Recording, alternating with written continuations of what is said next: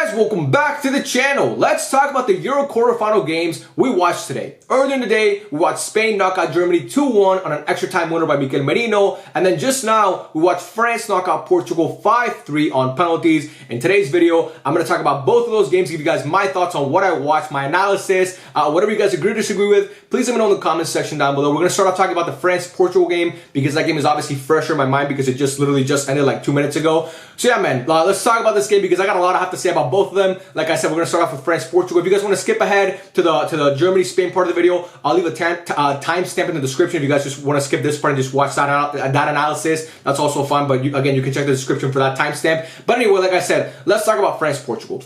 I've been off TikTok. I promise you this is going somewhere, by the way. I've been off TikTok. Like, I haven't scrolled through TikTok in a month and a half. I've posted on TikTok like over the past month and a half, but I haven't scrolled through the app in a month and a half. It's a promise that I made to myself. I wasn't going to scroll through TikTok, and I haven't done it in a month and a half. As you guys know, obviously, I'm not on Instagram, and I've been on Twitter recently. I tweet every now and then, but I'm not on the app that much. So I watched this game cold turkey. I wasn't going to be a sociopath and go on Reddit or YouTube Shorts. I literally watched this game with nothing to distract me. Just sitting there, I watched the whole 120 minutes and penalties with nothing. Just me and the TV. And it was honestly, bro, one of the most painful experiences of my life. I think I would rather go through North Korean torture tactics than watch that game again.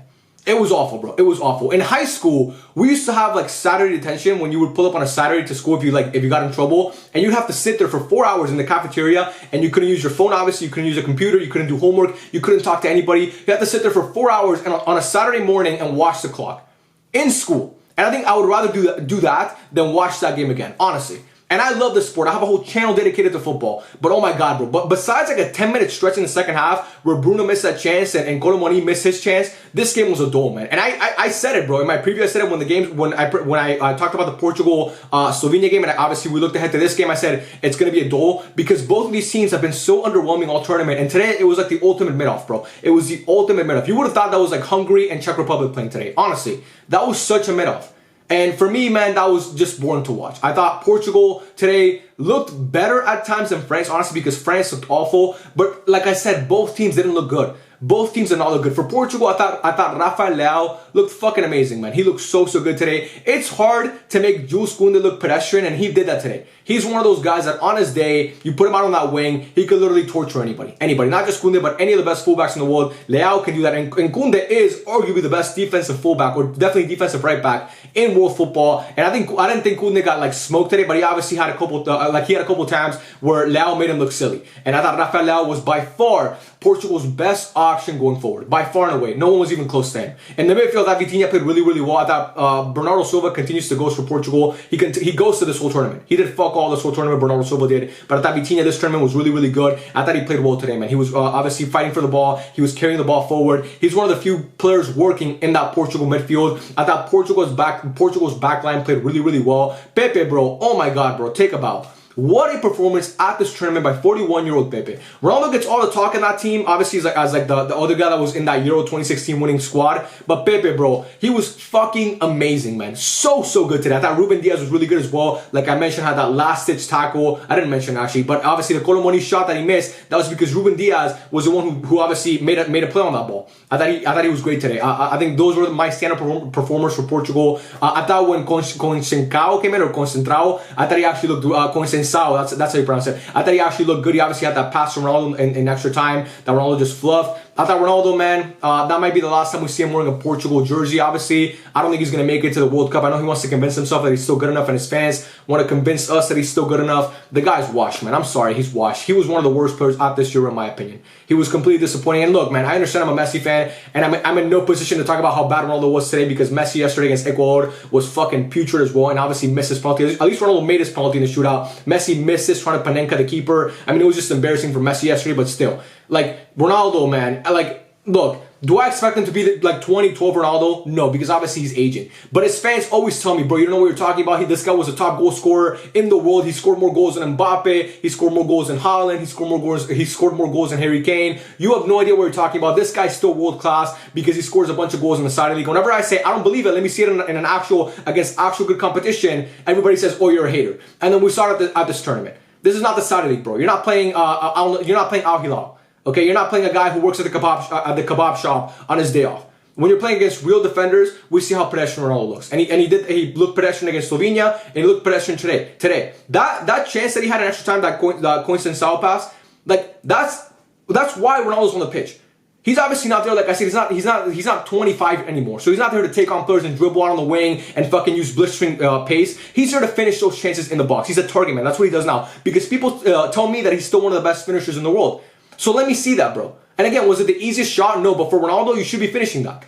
And he didn't cost his team today, but obviously that chance could have sent Portugal through to the semifinal, and Ronaldo couldn't finish it. And again, that's why he's on the pitch. That's the one reason why Ronaldo's on the pitch. Cristiano Ronaldo, number 7, he's on the pitch to finish those chances. And today, all he did was, again, fluff a free kick and complain to his teammates. And that attitude obviously doesn't help because this guy has no place to be complaining. He has no room to complain to his teammates with his performance today. No room at all. And the fact that Roberto Martinez kept him on, he didn't come off one time, I'm pretty sure, in this whole Euro is embarrassing, bro, because he was obviously not good enough. Gonzalo Ramos, I promise you, he would not have done worse. I promise you, Jota wouldn't have done worse than Ronaldo did. I promise you they wouldn't have.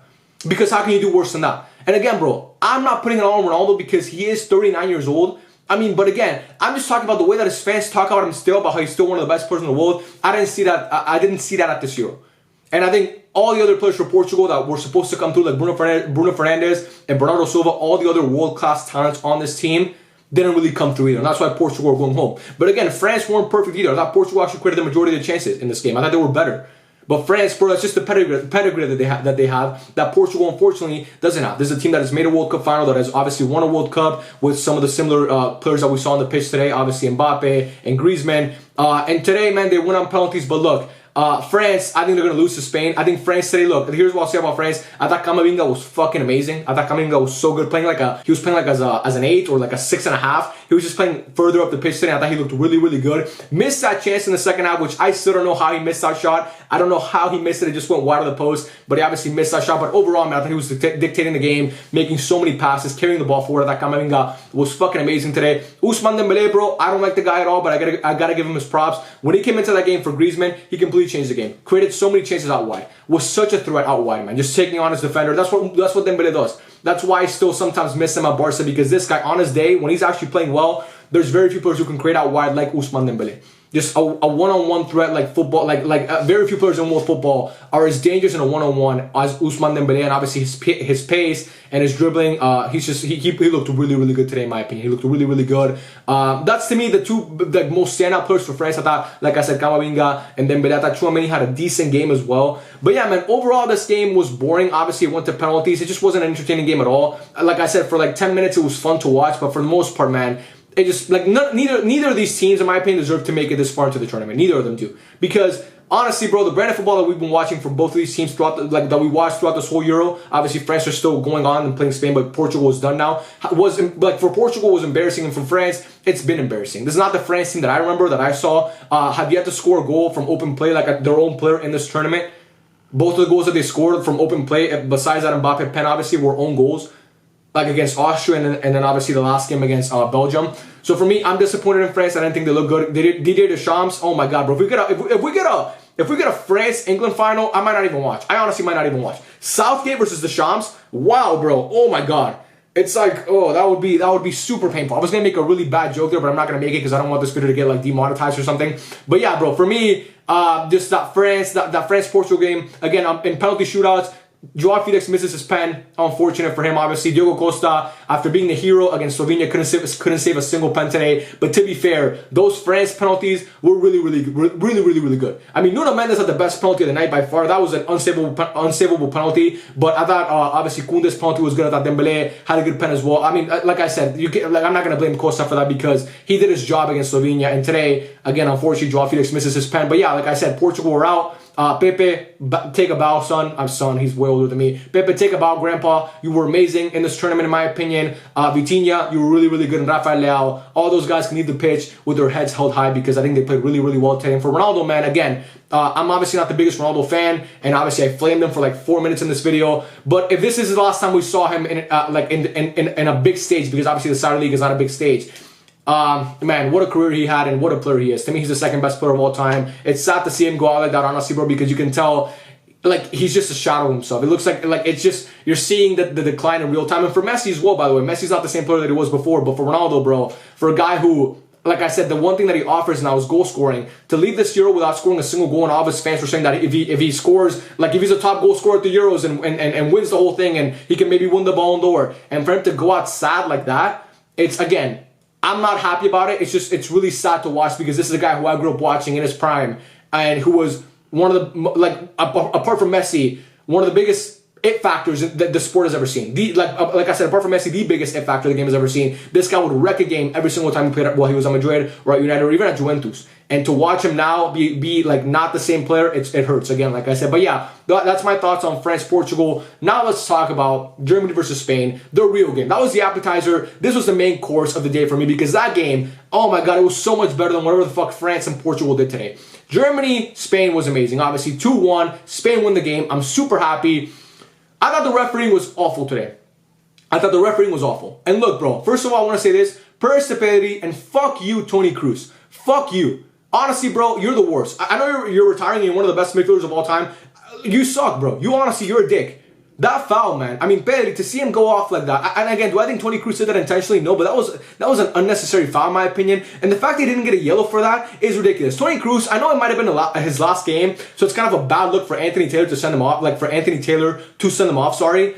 But still, bro, you got to give a yellow card. And he should have been sent off in this game. So many fouls. He committed like 5 fouls before he got his first yellow in the second half. That is unacceptable. And again, injuring Pedri today, going off in the first 5 minutes. As a Barca fan, it breaks my heart, bro. I cannot believe Pedri's going to be out for probably, he's going to be out for the rest of the tournament, hopefully. Not hopefully, oh my God. He's going to be out for the rest of the tournament, probably. And hopefully, he's healthy by the time the Barca season starts up again. Again, my heart aches for Pedri because I love him so much. And I really want to see him healthy and complete this tournament. But again, it wasn't even it wasn't an injury that it's not like he tore something or like he sprained his ankle. It was just like Toni Kroos just hits him so hard. It was just like it's super preventable. But again, Toni Kroos, what a dick you are, man. I'm sorry. Again, maybe I'm taking out my anger at the wrong person, but I don't think I am. But again, like I said, the refereeing was terrible. Anthony Taylor, like I said, doesn't give a yellow card to Toni Kroos. Then he allows like 3 extra minutes of added time, and then Carvajal gets sent off when obviously Spain had already scored an extra time. Like it was supposed to go to the 123rd minute, and he lets it go on to the 126th minute, which was super fucking stupid. And then also the Cucurella handball. How is that not a handball? What is the handball rule anymore? I really don't know, bro. What is the rule with the handball?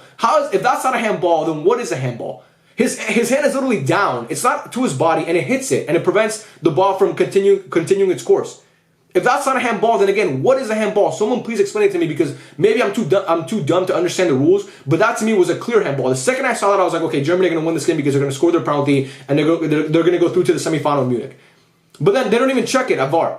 It's just like, oh, okay, throw in, keep going. Like, what the fuck? It was so weird. So to me, again, the refereeing today was awful. And Anthony Taylor is known for being a bad ref, but today it was a disaster class by him. The refereeing in the Euros and the Copa America has been awful. Mostly the Copa America, honestly, it's been really, really bad there. But in the Euros as well, today was no different. But yeah, the game itself, man, the first half, I thought Spain created more of the chances, but I thought it was a really a tight first half, back and forth, really, really good, like we expected to see in this game. Second half, obviously, Lamine Yamal.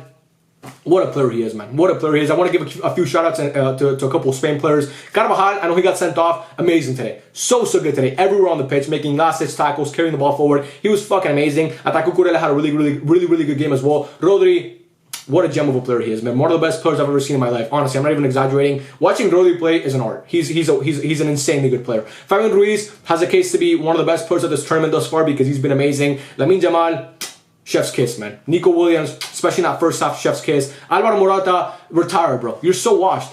Alvaro Morata's so bad, man. What was his positioning in that first half? Honestly, what was his positioning in that first half? Really, genuinely. Someone explain it to me. What was he doing in that first half? He was playing as a CDM. He was like doing the Harry Kane special, and he can't even finish, bro. I don't know who was worse today, Kai Havertz or Alvaro Morata. Honestly, who was worse today between those two guys? They were both so bad. So bad. But like I said, Lamine Yamal, man, was 3 assists at this Euro so far. Oh, by the way, Dani Olmo comes off the bench for Pedri. I mean, Dani Olmo assists and a goal. Wonderful performance by him, obviously, coming off the bench. He's just, he's a really good player. Honestly, I didn't want him at Barca, but seeing him now, bro, the guy can obviously do a lot. Had a great pass, obviously, to Mikel Merino for that winner, and obviously had a great finish from that pass from Lamine Yamal. But Lamine Yamal, bro, I mean, running the game in the Euros against Germany in the quarterfinals at 16 years old, is that normal to you, bro? Because it's not normal to me. I've never seen anything like that in my life. I've never seen a talent like Lamine Yamal in my fucking life, and he continues to defy the odds and just continues to prove that he's not like any other youngster in the world because he's already one of the best players in world football, in my opinion. Definitely wingers. And as a playmaker, bro, again, his end product is shitty sometimes. And in the first half, he lost the ball a couple times and made a couple bad choices. But for the most part, like when it comes to having the ball at his feet and making shit happen out wide, very few players can do what Lamine Yamal does in world football. And he proved it again today. Beautiful pass into Dani Olmo. Dani Olmo finishes that chance. And then Spain, bro, they were just kind of parking the bus, sitting back. Luis de la Fuente, I mean, he got away with it today because those subs that he made, I mean, there was a point where the front line was, I mean, taking out Lamine Yamal before Alvaro Morata was insane. But then you have a front line going into extra time of Oyarzabal, Ferran Torres, and Dani Olmo. I mean, I thought they were going to lose the game at that point. Oyarzabal, Dani Olmo, and Ferran Torres as your front line going into extra time, and the subs that he made were just stupid. You have to wait a little bit more because you can't count Germany out, especially in their home country. And Germany obviously get that goal from Florian Wirtz. A great header from Joshua Kimmich to put it down, and then a great finish from Florian Wirtz. At that point, I was like, oh my God, bro, there's no way Spain are going to lose this game. If the game went to penalties, I thought Spain were going to lose the game, but obviously it didn't end up going to penalties. In extra time, I actually thought Germany were better. I thought Spain were just trying to like fight for their lives and defend. But then a moment of brilliance from Mikel Merino, that beautiful header, man. I mean, that header was insanely good. It was such a good header that he scored. I mean, the way he ducks his head in and places it perfectly. A beautiful header from Mikel Merino. And yeah, to me, man, it was just a great game. A great game. Like I said, I thought Luis de la Fuentes almost cost his team the game. Kai Havertz today was fucking putrid, honestly. Kai Havertz is a weird player, man, because if he didn't have to finish, he'd honestly be one of the best players on the pitch every single time, but his end product is so bad. It's so bad. He's so bad in front of goal. And for a guy who's supposed to be like a striker, I know that's not really his position, but he's supposed to be a guy who puts the ball in the back of the net. He's really bad at it. I'm sorry, he's just really bad at it. And I thought today, he just wasn't good enough. Fulcro came in, missed a chance, but I thought he played decent. Obviously, I think he should have come on much earlier, in my opinion. But yeah, for Germany, bro, Toni Kroos obviously retires. I know I shit on him earlier in this review because obviously he injured Bailey, but it's obviously kind of whack to see him like step away from football because I think he's still one of the best in the world. Gundogan got subbed off early. I just thought, like, as a whole, I thought Germany just their first two games against Scotland and Hungary were so promising, and then to see these last three games actually against Switzerland, Denmark, and then today against Spain. Again, they weren't bad today, but for the most part, it wasn't that same Germany team that we saw in those first two games. Now, again, I get it's lesser competition. You can't compare Scotland and Hungary to fucking Spain. But again, for me, I thought Germany just left a lot to be desired in this tournament towards the end as a host nation. But yeah, man, I think the better team won. I think Spain were the better team today, and they've been the better team throughout this whole tournament. And I cannot wait to see Spain in the semifinals of this tournament because they're going to be a really good team. Obviously, for Spain, no Lenormand, no Fabian Ruiz, I'm pretty sure. Is it Fabian Ruiz? No Lenormand and no Carvajal for sure. But there's another player that they're going to miss, an important player in the semifinals. So that obviously could be a big blow for them and their back line because Lenormand and Carvajal have been fantastic in this tournament. But I think they're going to hold their own against France and win that game. But yeah, man, that's my review for these two games. Apologies if I speak a little bit too fast in these videos. I know a lot of people that pisses them off, but if you watch these videos enough, if you've watched me for a long time, you know this is kind of me. Again, I'm sorry. I wish I could do better at it, but my mind just goes so fast and trying to get the words out. So again, I apologize for that. And yeah, man, I'll see you guys very soon for my semifinal prediction videos because that's obviously going to drop after these games happen tomorrow. We'll obviously talk about the games tomorrow as well. I love every single one of you, man. Thank you guys so much for watching. Let me know your thoughts down below on both of the games, and I'll catch you guys on the next one. Peace out.